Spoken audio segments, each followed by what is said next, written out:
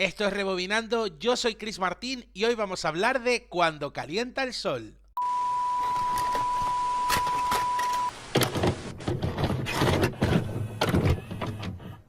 El Grand Prix del verano está de aniversario. El pináculo de la televisión veraniega cumple 30 años en emisión. Y aunque en algún que otro momento ha estado fuera de nuestras pantallas, lo cierto es que la competición estival por excelencia sigue estando vigente a día de hoy, aunque no siempre tuvo la misma apariencia, ni siquiera el mismo nombre. Por eso hoy vamos a hablar de la semilla que germinó en el programa del abuelo y del niño, de un experimento con pueblos pequeños, música en directo, pruebas imposibles y un decorado que acabó en el suelo antes de poder ser estrenado. Así que agarra tu flotador favorito, saca los pasos prohibidos y sube a bordo de este barco, porque hoy en Rebobinando hablamos de Cuando calienta el sol. Ya lo decían esas grandes poetisas contemporáneas que son Sonia y Selena. Cuando llega el calor, los chicos se enamoran. Y por lo visto también apagan la tele, porque en verano no se emite nada. De hecho, las cadenas televisivas aprovechan el bajón del consumo para emitir todos aquellos formatos que alguna vez compraron y que no sabían en qué parte de la parrilla encajar. Pero hubo un tiempo en que la temporada estival tenía otro cariz.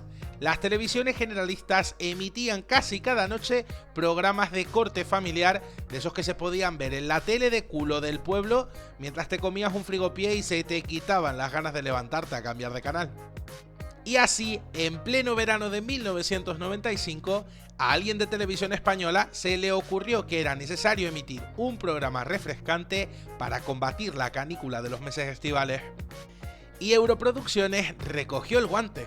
Inspirados en formatos como el francés Interville o el clásico de la red de Eurovisión Juegos sin Fronteras, la productora creyó que era un excelente momento para unir a España a través de la gincana y del pique sano. El nombre además se lo pusieron rapidito, Cuando calienta el sol, que tú cuando escuchas eso ya sabes que viene algo fresquito y con bien de confeti. La premisa del formato era muy simple, porque Cuando calienta el sol era, en palabras de sus creadores, el primer torneo entre pueblos de España.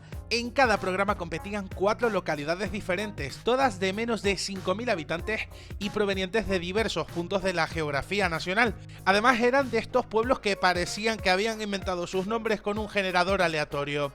Torrepepina de Arriba, Soto del Meandro o Azpilicueta Gurruchaga, si es que solo faltaba Villapene. A lo largo del programa, los equipos debían conseguir puntos para sus localidades, compitiendo en diversas pruebas físicas, mentales o de habilidad. A modo de campeonato, el municipio con la mayor puntuación al final del episodio se convertía en el ganador y se clasificaba para una de las 2 semifinales, de las cuales saldrían los 4 pueblos que competirían en una apoteósica final. ¿Y el premio para el ganador? Pues la gloria televisiva, un estandarte y la oportunidad de promocionar gratuitamente su localidad. Vamos, que yo me imagino al alcalde al salir del plató diciendo: «Mira mamá, que he salido en la tele y no ha sido por corrupción». La idea inicial era rodar este formato en una localización cercana al mar. Marbella, playeo, veranito, ya sabes, ese concepto. Sin embargo, cuando comenzaron a hacer cálculos se dieron cuenta de que trasladar a todo el equipo humano 500 kilómetros iba a ser más caro que llamar a Esperanza Gracia desde una línea fija. 587.383. La solución vino en forma de aparcamiento de las instalaciones de Prado del Rey en Televisión Española, donde se instaló un impresionante plató temporal que estaba inspirado en la cubierta de un lujoso crucero. Un barco hecho de pladur y cinta americana en pleno centro de Madrid. Es que es la magia de la televisión. Que tampoco es que fuera barato montar todo aquel pifostio, porque Televisión Española se gastó 80 millones de las pesetas de entonces en la construcción del plató. Es cierto que no era moco de pavo, pero era bastante más económico que los 800 millones que se desembolsaron un año después para la recreación de interiores de la fantasía medieval que sería La Noche de los Castillos. Y con los astilleros de Televisión Española a toda máquina para terminar los últimos detalles de la escenografía, a solo 20 días de comenzar las grabaciones del formato, se atormenta una vecina. Ni Roberto Brasero hubiese visto venir la que cayó sobre la capital, que estuvo a punto de poner a flotar el plató de Cuando calienta el sol, sin ser un barco de verdad ni nada. Afortunadamente, el equipo técnico de Televisión Española consiguió solventar todos los problemas que había causado el clima justo a tiempo para la botadura del programa. Al frente de este crucero imaginario estaba un popular rostro de la casa, Ramón García.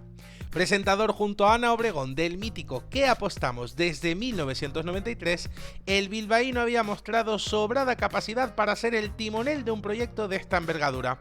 Eso sí, nunca antes había tenido que presentar disfrazado de marinerito. Para acompañarle en las labores de conducción, una tripulación que el propio Ramonchu se atrevió a calificar como exótica. Jennifer Rope, que luego acabó siendo una de las populares presentadoras de música sí, y Betty Liu, que venía directamente desde... Bueno, soy china, pero se nota, ¿verdad? Completaba el elenco de a bordo la jovencísima actriz Virginia Chavarri, que por entonces tenía 14 años, de la explotación juvenil ya hablamos en otro vídeo, y unos patines con los que recorría a toda velocidad del plató haciendo de azafata. Todo más innovador que los seguratas del Alcampo persiguiéndote con un Segway. Una vez presentada la tripulación de cabina, era el momento de recibir en la cubierta del crucero a los verdaderos protagonistas de la noche, los 4 pueblos que competían en cada programa, acompañados por su alcalde y por una personalidad famosa que hacía las veces de padrino o madrina de la localidad. De repente un señor que tenía pinta de haber sido votado únicamente por sus familiares competía mano a mano con María Teresa Campos, Jacqueline de la Vega o el torero de turno. Todo era más folclórico que Isabel Pantoja haciendo el Rocío. Y cuando parecía que todo estaba listo para empezar, hacía su aparición el ballet. Porque sí, no hay programa de los 90 que no tenga su propio ballet.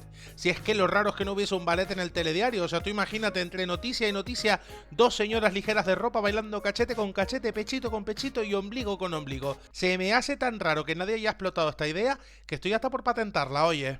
A lo que íbamos, que las chicas del ballet realizaban una coreografía antes de cada una de las pruebas. ¿Y quién ponía la banda sonora? Pues una orquesta, y además dirigida magistralmente por el omnipresente maestro Leiva.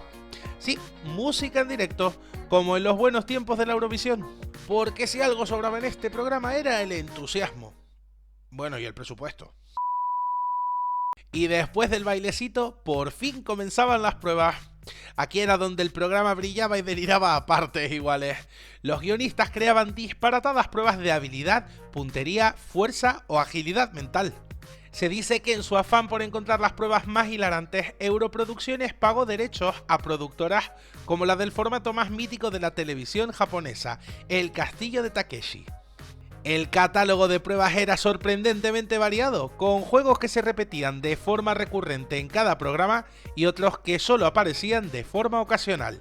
La primera prueba de cada episodio estaba dedicada a los oficios o profesiones.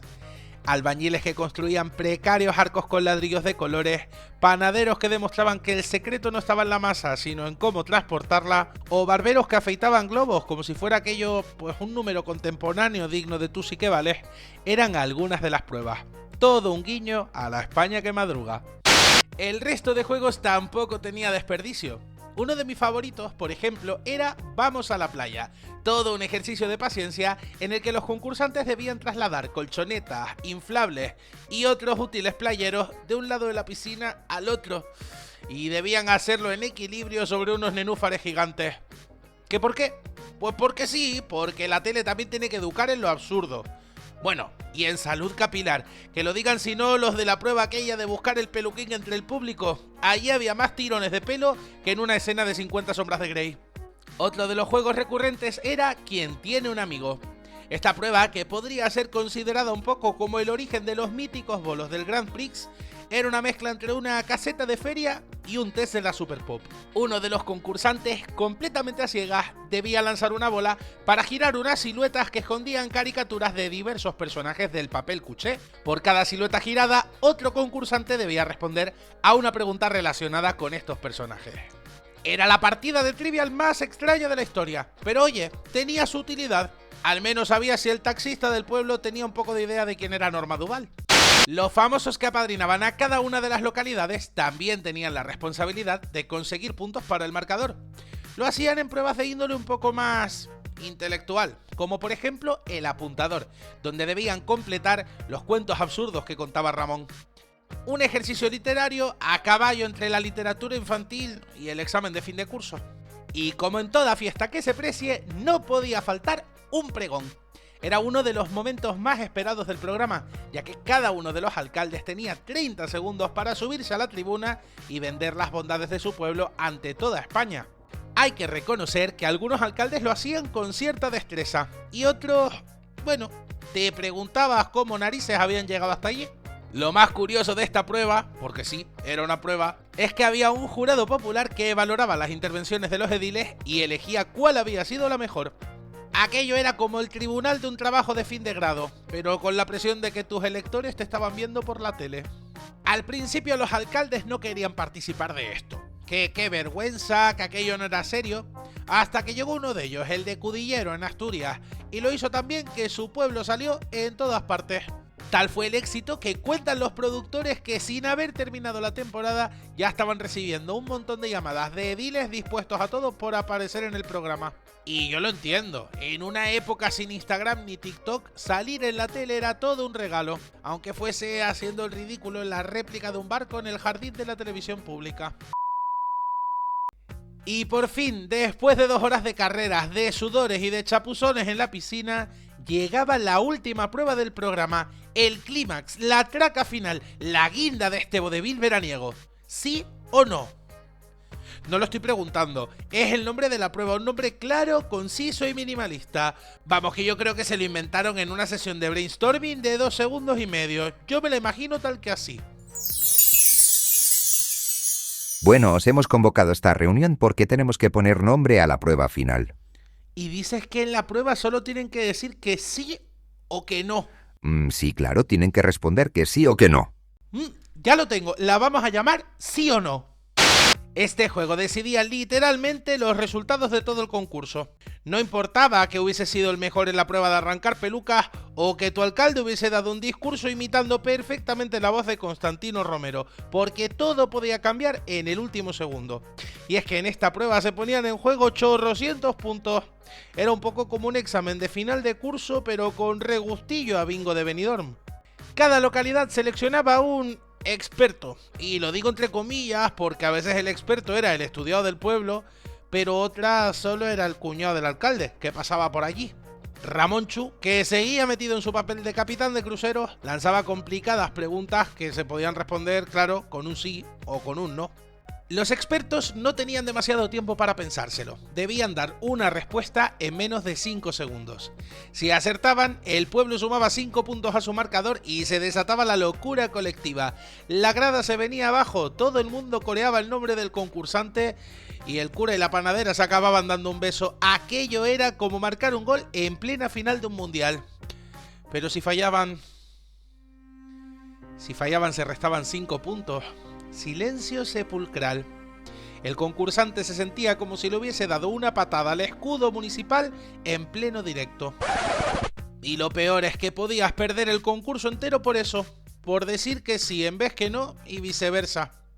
Era como perder una carrera por tropezarse a solo 1 metro de la línea de meta. Pero aún así, este juego era glorioso, tenso, simple y efectivo. No es de extrañar que 3 décadas más tarde siga siendo uno de los buques insignia del Grand Prix y la forma perfecta para terminar cada uno de sus programas. Y es que, si algo funciona, ¿para qué cambiarlo, verdad? Pues cuando calienta el sol funcionó, vaya que sí funcionó, pero hubo que cambiarlo. Las audiencias no querían perderse la travesía de este singular crucero. La primera temporada de Cuando calienta el sol alcanzó picos de más del 30% de share y unos 3 millones de espectadores de media veían el programa cada semana. Sin embargo, no fue renovado por una segunda temporada. Contaba el productor Francesco Bosserman en una entrevista con Televisión Española que al término de este experimento estival recibió una llamada telefónica un tanto inoportuna. Era la discográfica propietaria de los derechos de la canción que daba nombre al formato, Cuando calienta el sol, compuesta por el nicaragüense Rafael Gastón Pérez en 1961. Y sí, querían dinero, concretamente el de los derechos a usar el título de la canción. Ante esta disyuntiva, Bosserman desistió y aprovechó para introducir profundos cambios en su formato de cara al verano de 1996. De esta forma, el crucero de cartón piedra zarpó con destino a la chatarra, y el concurso adquirió una imagen mucho más festiva, incorporando vaquillas y dos pueblos, uno azul y otro amarillo, que se enfrentaban entre sí como si fuesen Villa Arriba y Villa Abajo en los anuncios de lavavajillas. Y sí, en este rebranding también hubo cambio de nombre. Había nacido el Grand Prix del verano, pero eso lo contaremos en otro vídeo.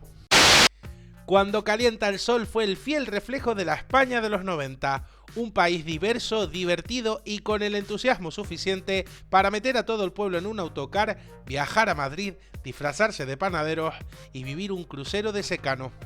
Y eso, en la época en la que ya nadie arranca peluquines en prime time, era televisión en mayúsculas. Y hasta aquí puedo leer. ¿Recordabas los orígenes de este programa? ¿En cuál de las pruebas hubieses hecho el ridículo más absoluto? Cuéntamelo en los comentarios. Si te ha gustado este vídeo y quieres seguir rebobinando conmigo, no olvides darle a like y suscribirte, que es gratis. Gracias y nos vemos en el próximo vídeo. ¡Chao!